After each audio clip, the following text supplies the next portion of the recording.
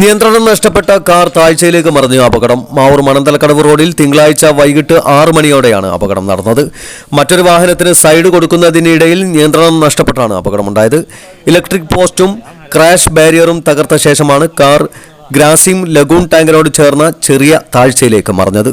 കാറിലുണ്ടായിരുന്ന യുവതിക്കും 10 വയസ്സോളം പ്രായമുള്ള മകനും നിസാര പരിക്കുകളോടെ രക്ഷപ്പെട്ടു.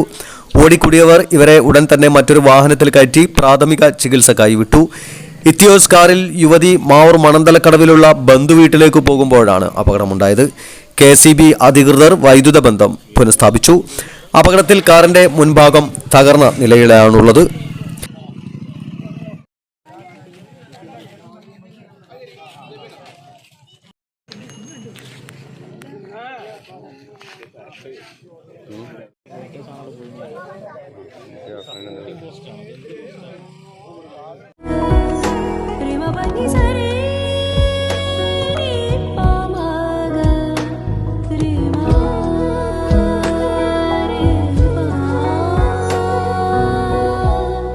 ഖഡോഡി ഗോൾഡൻ ഡയമണ്ട്സ്, മാവൂർ, പൂവാട്ടുപറമ്പ്.